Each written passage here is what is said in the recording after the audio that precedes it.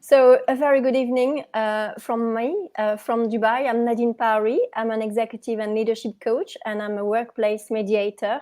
And I'm absolutely delighted to welcome Louisa Weinstein on my LinkedIn Live today. It's good afternoon to you, Louisa. Good afternoon, good evening to you, Nadine. Thank Lovely you to be very here. much. Thank you very much for coming on my LinkedIn Live.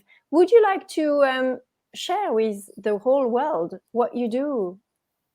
Well, my focus is on really finally making difficult conversations easier. So, after years begrudgingly working in corporate law because I thought that successful people stick to very hard things, I found myself in a community mediation class in an attempt to solve my managerial shortcomings, and I immediately fell in love with the mediation methodology because it provided building blocks to enable influence and create innovative, constructive conversations, ones that I previously as a manager wasn't even allowing myself to have. So I bring these skills really and tools to my clients for more creative and easier conversations. Okay, so we should tell the world that actually we've never met. We No. connected. We connected on LinkedIn a while back because Yeah. I was trying to identify guests for the LinkedIn Live, and I got in touch with you, and I said, Louisa, would you like to come on my LinkedIn Live? And you said, well, shall we have a chat first? And we did have a chat, and then we thought, yes, okay, let's do it. Yeah, because And we have a lot in common, don't we, Nadine? we In do, terms we of our do. passions and our focus. We do. And difficult conversation is actually something that we have in common. And you said to me, what about doing something that is slightly different and that is looking at the after the difficult conversation? So recovering from difficult conversation. And actually, I thought that you were very right to suggest that because there's a lot out there on managing difficult conversations, but there isn't much about recovering from difficult conversation. So I guess the first question I want to ask you, Louisa, is what made you suggest that? Well, it's interesting. I'm thinking about two things Please. because I just had a conversation with a client today. I was just telling you just now. I was having a conversation with a client today, and or a potential client actually. She's mediated already with someone, and it had gone okay, and there'd been an agreement, but things change, and sometimes we have to have another set of conversations or even another mediation, because I think once you've broken down the problem, things are a little bit more raw, you're more vulnerable, and you need to start to have the conversation in a different way. And that's not just one conversation, that's actually a change of how we have the conversation and even of culture. So coming up to a big conversation, having it successfully is one thing, and it's very good, and you might reach a deal or an agreement, but for that to be sustainable, you need to accept what's happened, recover from what's happened, and forge a way forward, which is possibly a little bit more vulnerable, but definitely more resilient. Eventually, that vulnerability creates resilience and a capacity to have much more resilient, powerful conversations going forward. I mean, you want to take advantage of that difficult conversation. I know I've put loads in there. Yeah, you have put loads in there. And before we came live, actually, I was saying to you that the recovery is not only for the person who is leading that difficult conversation, but it's actually for both parties, doesn't it? And it's a different recovery, isn't it? Definitely. Yeah. And it's not even just for those two parties, it's for everyone that conversation has affected. Because even if you're having a conversation between two people, all those people have spoken to, all those people that have been impacted by the pre and post of the conversation, and different people's experience of the conversation, particularly if something's changed or if they've done something different in the conversation. they can often have something similar to buyer's regret. You need to, be really sure about what's going to happen then. You need to anticipate the kind of stepping back from what we've agreed in that difficult conversation, even if it was successful. So what would be your first advice regarding that recovery? Where shall we start with that? Well, I think first of all is knowing, it is being clear what is going to need to be reviewed. So, what are the things that we've agreed on and what do we need to be reviewed? But also, I think it's an agreement about how we're going to have the conversation going forward. So I don't know whether I told you about the 5-point agenda that I think is really powerful for embedding the change of difficult conversations and kind of creating continual change in the conversations. Have I told you about that? You can share it with us. So the 5-point agenda was developed by someone called Virginia Satir, and it's very, very powerful in business, actually, and in personal exchanges. But in business, it's really, really powerful because it allows vulnerability, but with boundaries. And sometimes we want to have heart-to-heart conversations in business, but it's not appropriate. So it's a balance between opening ourselves up to the other person, showing a little bit of ourselves, whilst at the same time being safe. So the 5-point agenda, I really love it. It starts with appreciations. Everybody has the agenda. So everyone's responsible. It's not the manager or the CEO that's responsible. It's, whoever you're in a meeting with, you have responsibility for the agenda. So, you don't look to your senior for what's next on the agenda. You might say, oh, I think this is next on the agenda. So it creates an equality in the conversation and a mutual participation. So we start with appreciations because it's always really great to hear how we're appreciated, but also what it is that the other person appreciates, what's important to them. Plus, if we're annoyed with someone, seeking the thing that we appreciate about them is good for us. We're like, oh, it is, the fact that they turn up on time, actually, that is quite a big deal. It's not something that I take for granted, even if, I think, oh, they should do it anyway. I can appreciate that. And it warms me to the other person and them to me sooner. And I start to think of them as a real person as opposed to a kind of adversary. The next one is puzzles. And that's nice if we continue the agenda. So puzzles are problems, but they're problems that we solve together that might not be complete at the end of the conversation, that we can carry on to the next conversation. How did you get on with that puzzle? Oh, that puzzle's completely finished now. I'm on to a new one. Or, yeah, there's a piece of that puzzle that I still can't work out. And it opens the door for a bit more collaborative conversation. And really, really, really important in this agenda is that each person really listens to each other while they talk about their point of the agenda.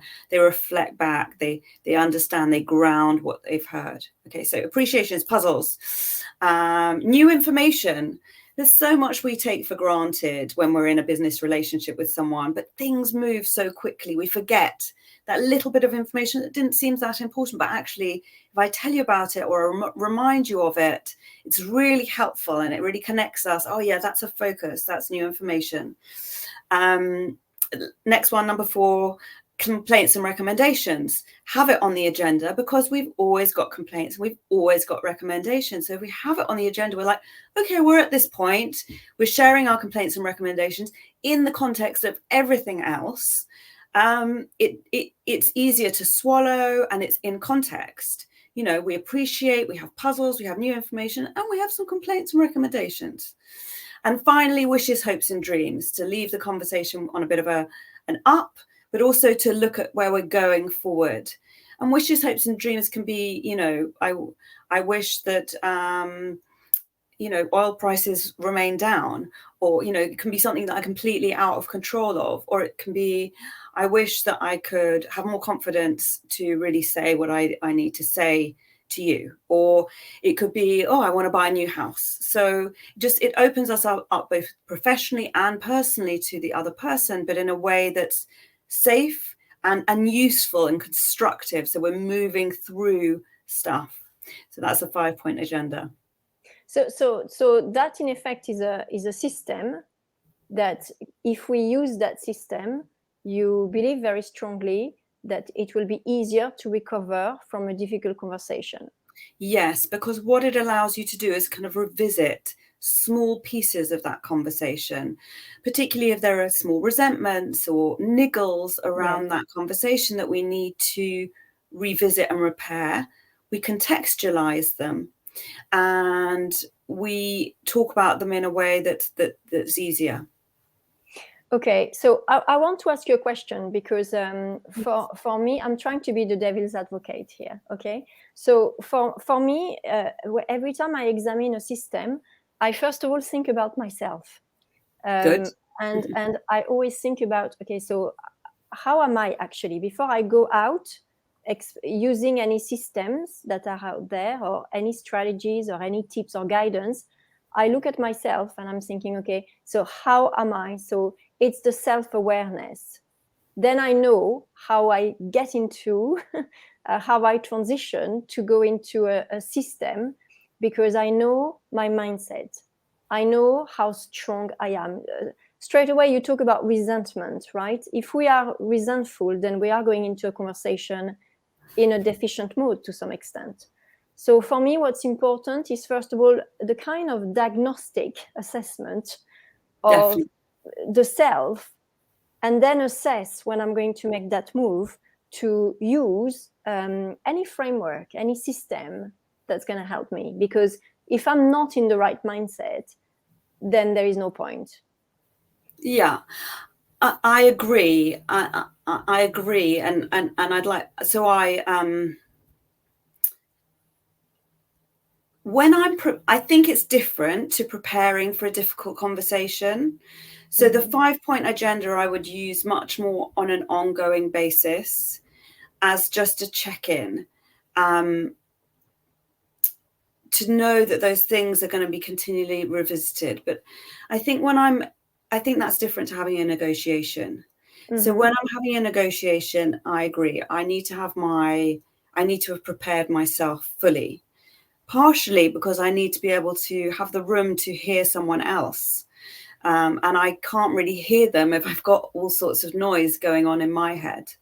So that preparation I would do, that I do differently. So I have another format for that, because I'm afraid, Nadine, my background was in law, and I need to know. Yeah. I need to know. I'm not, I'm not a full-blown lawyer at all in any way. But the thing that I need or like is a structure that I can move in and out of, and that I know where I am in the context of a structure. Yeah, so, yeah.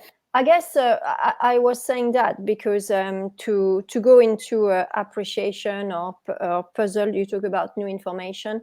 I think I need to be in the right mindset to post difficult conversation. I need to know that I can go in there and actually be able to control myself, be able to engage in a conversation, be able to be interested, and not be resentful and be stuck to the past. Yeah. And I think that knowing who you are, and if you're able to do that, for me, that's the starting point of the recovery. Yeah, I think that's a really, really good point. And yeah, I mean, I suggest to people, whenever they come out of a difficult conversation, the first thing they do is ask themselves a series of questions, or pick a few. So it can be, what did I contribute to make the difficult conversation happen? What can I see that was funny in myself that I did? Because we can come out and feel quite a lot of shame, and I think it's quite important to look back at our actions and go, oh, that really was my alter ego coming out. And so really, yes, I think really part of the recovery is looking at, what happened, how did I contribute, what was my Where were my fears, my false evidence appearing real? Where was my pride and my shame and my fear in that? And how did I contribute, and what would I have liked to have done differently? But I do think that it's important to do that carefully, and often with the support of someone else who can really listen. So you don't want someone saying, no, don't worry, you were fine, it's okay. You want someone to go, okay, so you felt that actually that part of your behavior or your action really didn't help the situation. I think that process and all those questions, I've got a whole long list, but and Ken Cloke has a brilliant list of those questions in one of his books, I can't remember offhand, but asking ourselves those questions, but also I think processing the answers with someone else, because I think reality checking is very important post those situations. We can be too hard on ourselves, we can be too hard on the other person, and being really clear on what's the reality here is very important in the recovery, I think. But I think that should also happen in a mediation. I think that part of the mediation or part of conflict coaching is often working through a reality checking and working through an acceptance of what the other persons have done and also what we've done.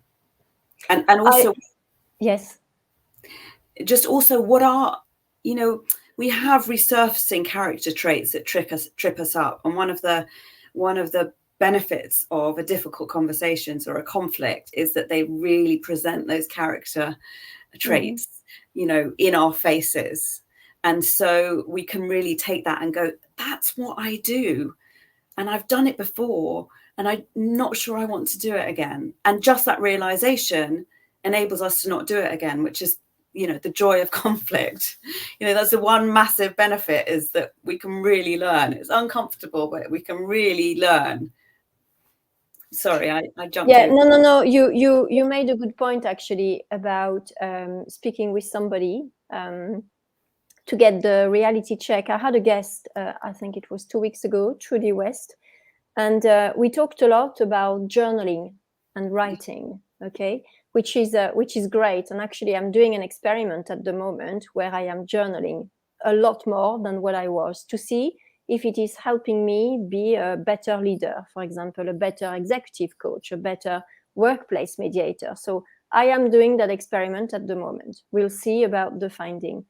But we were having a talk because we thought not everybody is ready to speak with somebody else about the process of the recovery, because you are showing vulnerability, and you've got to be quite courageous to say, well, I feel resentful, I am angry, to actually admit those things. You have to be quite courageous.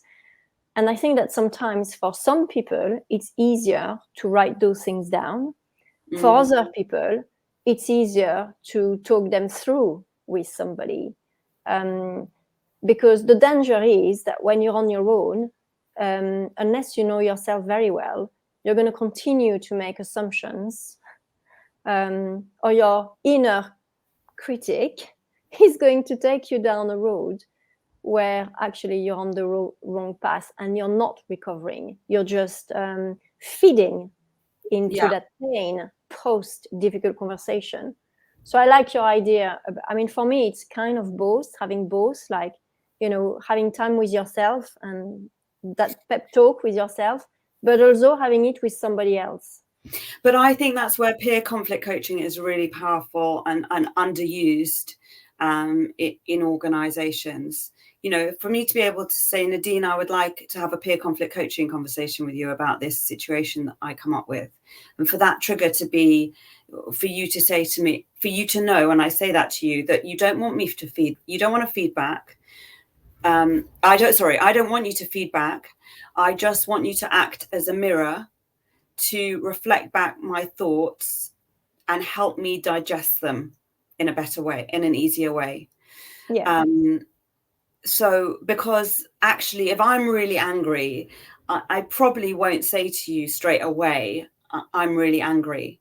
I'll probably say, they've really irritated me, or why do they keep doing that? Or I'll layer my anger. And if you say to me, on the basis of some of the things that I've said, sounds like you're really angry about that, Louisa, then I can say, yeah, I am.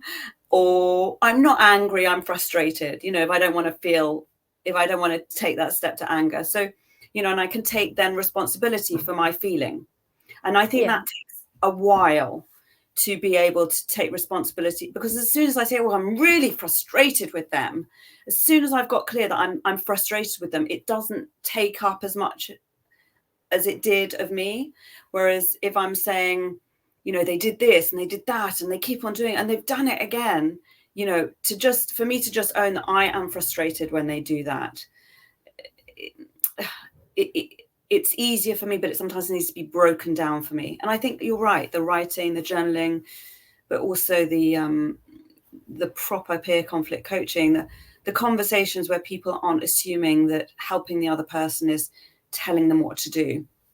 And also the space to find the right space, the right environment, to be either on your own or in the company of a conflict coach, for example, as you say.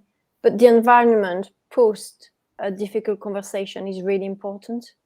The colors, there's been lots of research done, isn't it, on the colors and the scent in the room, all of those things, which actually makes a huge difference. Yeah, that's such an important point. The space that you create following the conversation, how you do that, because often what people have to do, particularly post, when people are working from home now a lot, but you come home from work or you stop your work and then you go straight, some people will go straight into a family situation, and with no time to process the difficult conversation that's happened in work. And then it's very hard. Then you take it into the family situation and it kind of blows out. So that transition, particularly now, is really important to think about, because otherwise it's just misfiring all over the place. Yes. Even just to go and come home and wash your hands, wash the work day off and come into the new, when am I going to be looking at this? But there's definitely got to be a wind down time from the difficult conversation for the person to process it. Yeah, and it doesn't have to be a closed space. It can be that you decide to walk in the nature, or listening to your music, or meditating, or but it doesn't have to be a confined space. And it could be an activity as well, actually. You've just said wash your hand. It could be baking or whatever, but it's something that is taking your mind away, where you can replenish. You can, your brain is going to sort itself out for a while. You're not going to think about it, to just ground yourself. Yeah, to bring yourself back to yourself, like to remake friends with yourself, I think is right. And then to come back to it. I think there's a very important part of replenishment that needs to happen. But that's, that is an ongoing practice as well. Yeah, it's a discipline. A discipline, yeah. Particularly because the difficult conversation doesn't end. It'll probably lead to another difficult conversation. And so making the most of that. But I was just reflecting on there's a balance between running away from the situation and immersing yourself in something entirely different, and staying with yourself and the kind of feelings that are going around in your body, following the adrenaline and all of that, and kind of channeling that instead of throwing it out, because that's what we do in conflict or in difficult conversations a little bit. We're throwing it out onto the other person the whole time. And I think afterwards during, if we can, we need to bring it back to ourselves and contain it. And that, I think, is the hardest thing. So equally after the conversation, we need to rein it back into us, as opposed to be kind of throwing the tennis balls of our conflict around at everybody else. Yeah, I guess it's about rhythm, isn't it? The kind of you stop the pace, you don't run, you just walk a little bit. And also you heal, you have to heal. Even if you are full of resentment, and even if you are thinking about the next conversation, because it's very easy to then become obsessed about the next conversation, the awkwardness of what are we going to tell each other? What is everybody else going to think when we're all in the same room, when they know that this has happened? I mean, yes, definitely. And I think that's, that I think it's very important to get reality checks on that, to speak to people beforehand, to get reality checks on that. But I've just lost a train. I was talking about healing. And the feeling awkward. And I could see that you were thinking. So yeah, what it is, I think, is that I think so appreciation and empathy, I think, are the biggest healers. Like, it's the quickest way to get ourselves out of a really chunky, difficult situation.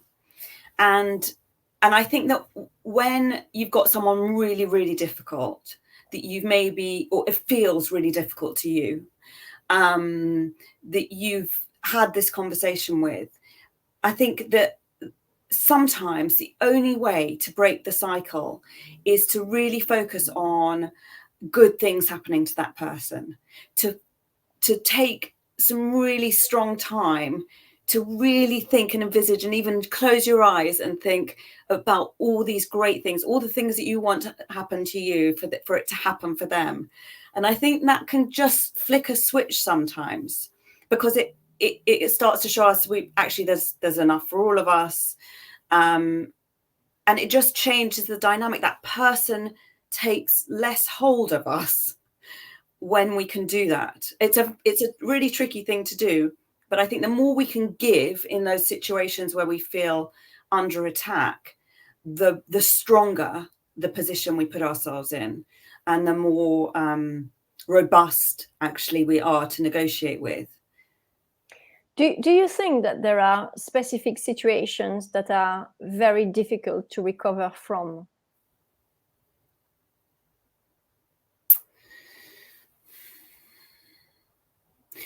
I think that the most difficult situations are the situations where we are most confronted personally. Mm-hmm. I think if I'm really in a difficult situation with someone and they have really raised my hackles and I can no longer tolerate them, I really have to look at why I'm in this situation and why they are raising my hackles so high. So what can I see in them that that I don't like in myself? And where have I not set my boundaries? That's generally, where have I not been absolutely clear on the limits? And I can have been clear on the limits, but I might not have stuck to them. That's the point at which I think we fall over with someone else. They've taken too much of us, or we feel like they've taken too much, or they've, disrespected us. If I've been disrespected or they've taken too much, there's somewhere along the line where I've consistently not allowed my boundaries to be pushed and not kind of honored where I am myself, because I can always walk away. And the thing is, what does walking away mean? Well, it might mean some really difficult decisions. But generally, if I need to make those difficult decisions and I haven't thought them through, it makes my interaction with the other person harder. So I need to think, okay, so if this all goes wrong and they completely, they behave badly, I need to think, well, do I want to be in a working relationship with them? And what does that mean if I don't? And then what are my choices? So that I end up positively choosing to engage with that person or not. And if I'm positively choosing to engage with them, it's because the other alternatives are not as good as engaging with that person. But that can mean some really hard choices, really hard. Because I think you're making a really good point here, because sometimes walking away is actually the beginning of the recovery process. Yeah. And it might be interpreted by other people as, you're a treater, or you're not resilient enough. It's not good that you are walking away. It shows you're weak, But actually, you're absolutely right. We all have a breaking point, and we all have boundaries and values as well. And sometimes walking away is actually very courageous and is the beginning of the recovery, the end of the suffering. I see it like that, actually, as you are talking. But also, I think it shifts the dynamic, because it's not, if I walk away and I really am committed to walking away, it might not actually be forever. It might just not be that they've seen it and I had to walk away for them to really see it. Yeah, that's a good point. It's all about choice, isn't it? It really is about choice, and those choices are hard. It's easy to say, well, it's, you just have to make a choice. Do you want to stay, or do you want to go? Do you want to put up with this behavior, or do you not? And there are shades of gray. But yeah, I need to look at what are my choices in this, and what am I choosing to do? So, what am I choosing to tell myself as well about myself in this situation? So do you think that the process of recovery is about, what is the first questions that we need to ask ourselves when we've done that conversation? Is it what choice do I have now? Well, I think that the first question is always my first favorite question, which is, what do you want? What do I want now? Particularly after you've had that conversation. You might have wanted something different before you entered into that conversation. You come out of the conversation, things have changed. Now, what do I want? What does that look like specifically? What might the milestones be? How will it be when I get there? And actually, how committed am I to what I want? That's always, I think, the next set of questions. Where am I going? And am I really as attached to that as I thought I was? Do you think the questions are always about ourselves? Because I'm asking you that because for a lot of people, the judgment that other people are making is really important. So you want to recover from a difficult conversation, yet you've got a lot of people watching you, thinking, oh, how are they going to respond to that now? It's been settled. So will there be some resentment somewhere? How are they going to negotiate working again, being, in the same team online or in the same open plan? Do you yeah. I think the work that we do on ourselves, around, and structured work that we do looking inward, allows us to listen better to what's going on outside. So I can't really listen to other people or see them clearly if I've got the various shades of me going on that I haven't quite dealt with beforehand. So when I'm looking at that other person and I'm working out how I'm going to deal with them, how I'm going to move forward with them, I need to be able to fully listen to where they are. When I say listen, look at their actions, look at their past actions, look at what they've told me already, and clarify that and work with that, and be fully with them, so that I can then make my choices and move on to the next negotiation. Was that kind of what you meant? No, I'm just curious, so that's all I'm asking. And the process of recovery, it's not a straight line, is it?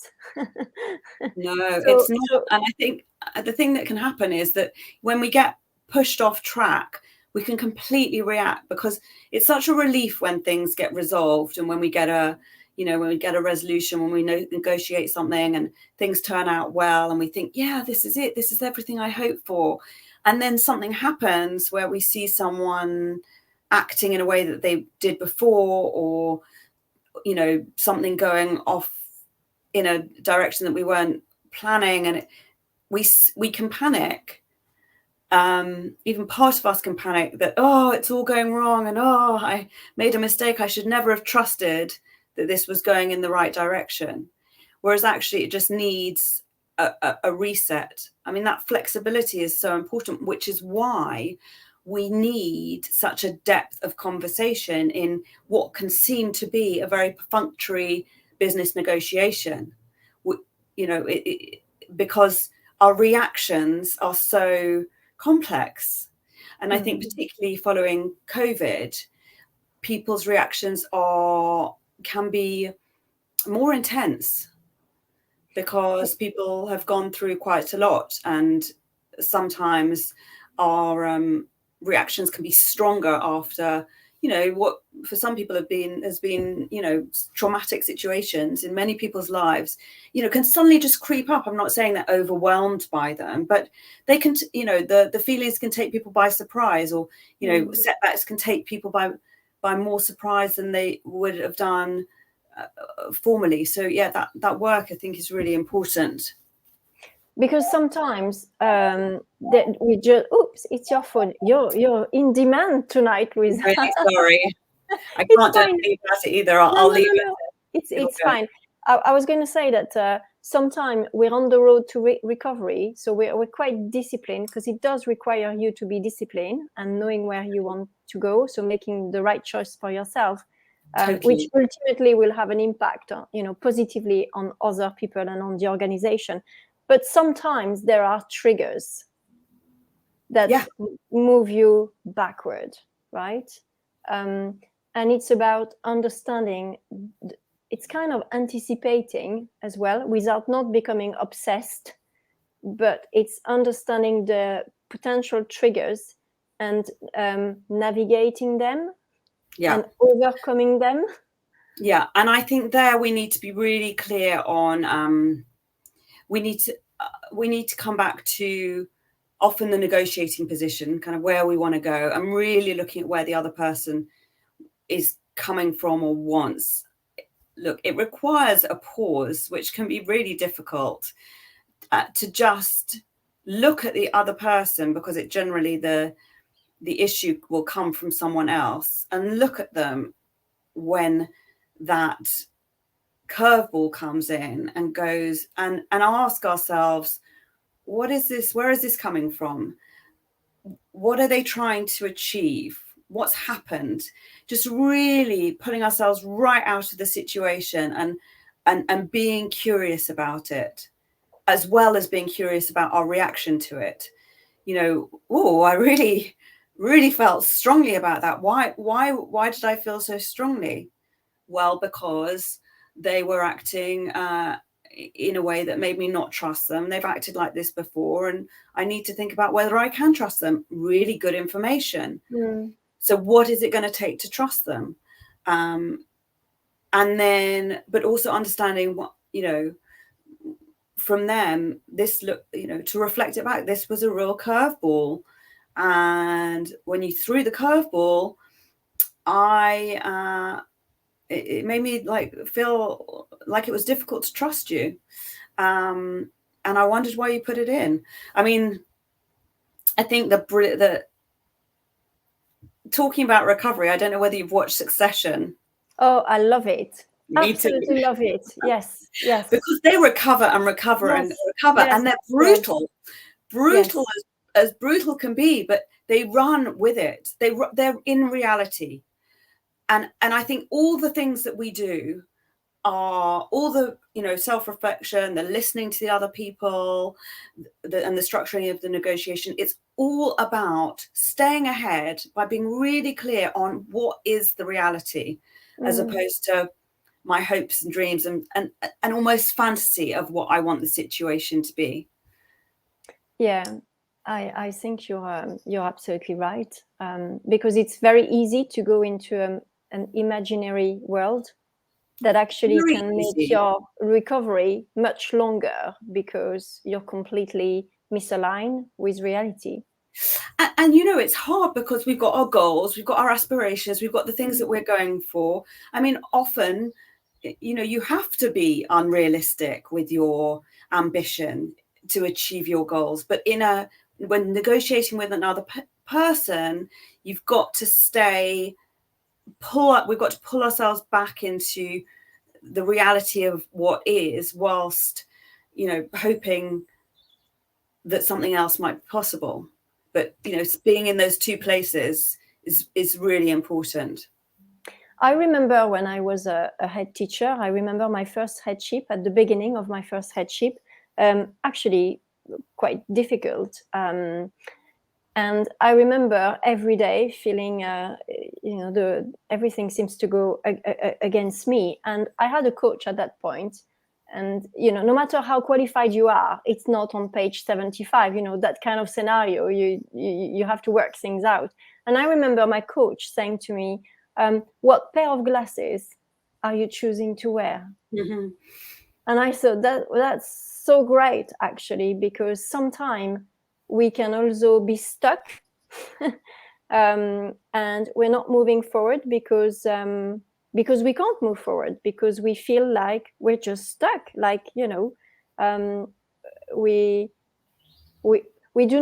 not obsessed with the situation, but we just don't know what to do. It feels like it's one thing after another, and therefore the recovery isn't even going. It's like you're in the pain. And she asked me that question, and that has always stuck with me, actually, because by using what pair of glasses are you wearing, I think it's made me reflect and put the right dimension of things in the right way. Like, I make it so big when in fact it's so small. Yeah. Because of my emotion, because we all have pride.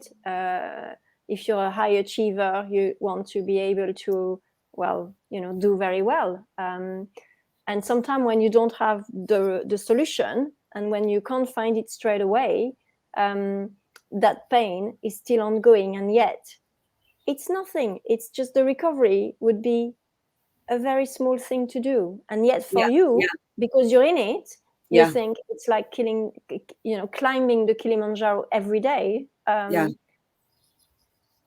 just thought it was a nice way to. It is lovely. It is lovely. And it's absolutely that. It's, it's the washing the hands. It's the taking the glasses off. It's the, okay, how can I interrupt this? I mean, not taking the glasses off physically, but in our mind. How can I interrupt this thought and redirect it? Yeah. And I think that's why frameworks are really helpful. So, but also it really helps if everyone is working to a similar framework, even if you're doing it differently. If people within the we come from a culture, I think, that's changed a lot, but that was very adversarial, very much about who's right and who's wrong, and convincing the other person that we're right. And I think more and more that translates less and less in business. That the collaborative model is a much more common one. We do much more online, and therefore the conversation needs to be very, very different. And changing the way that we have that conversation is a process. It's almost about, most people having conflict coaching skills. It's about people knowing really how to negotiate, but also that they're in a negotiation, and less about proving how right I am. And I think that's a big transition for people to make. Yes. And you mentioned earlier on culture, and it's so important, the culture in which you are doing the recovery. Absolutely, because I was talking to someone recently, and it was very clear that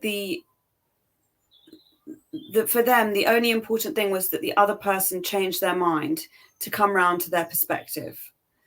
And that was it.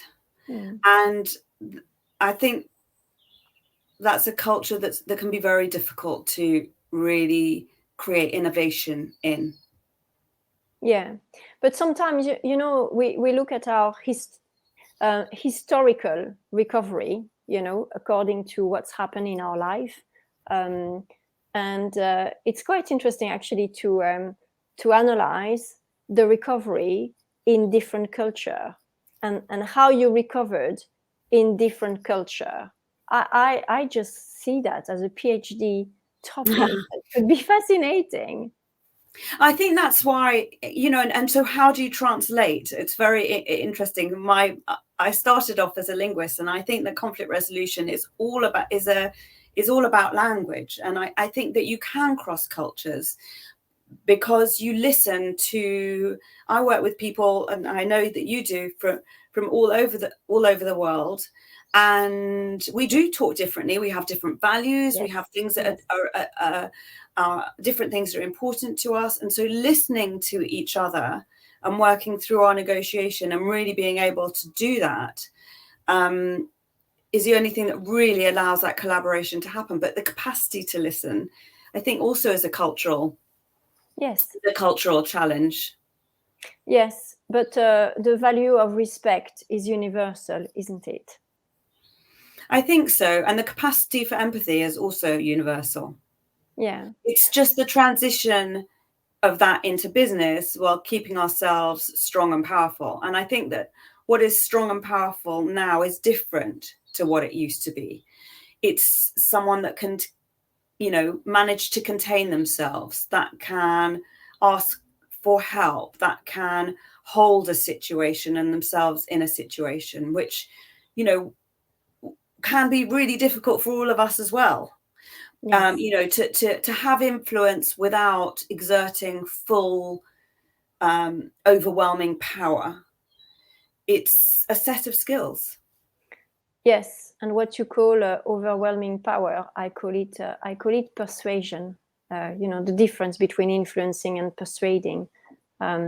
Louisa, we've been speaking for nearly 48 minutes. I know. Is there anything else around this, you know, focus of recovering after difficult conversations that you'd like to add or finish on? I think what I would finish on is that it's ongoing work and ongoing exploration, that there's not an end to it, and that the more we do recover from those difficult conversations, the more opportunity we have for innovation, creativity, and collaboration. There's so much more, Nadine, but we'd be going on for hours. We would. So, Louisa, first of all, thank you very much for coming to on my LinkedIn Live.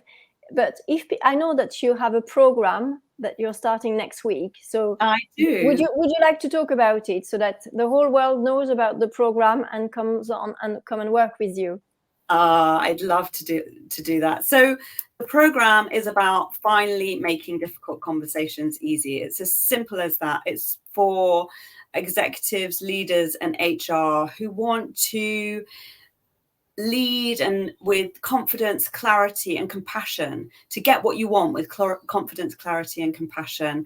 It's absolutely jam-packed with frameworks and formulas and strategies, but also one-to-one sessions, because I think the key is transformation. So it runs over 6 weeks, and I'm going to post the link to book a call. I'm really interested to work with people who, you know, want to make a change. And even if you don't want to complete the full program, I'd love to chat anyway.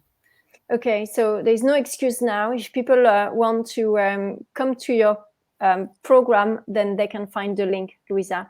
It's been an absolute pleasure to speak with you, Louisa. Thank you so much for this. Thank you. And well, wishing you a good end of afternoon in London. Peaceful. And you in Dubai. Have a good evening. Enjoy. Thank you very much, Louisa. Okay, bye-bye. Bye.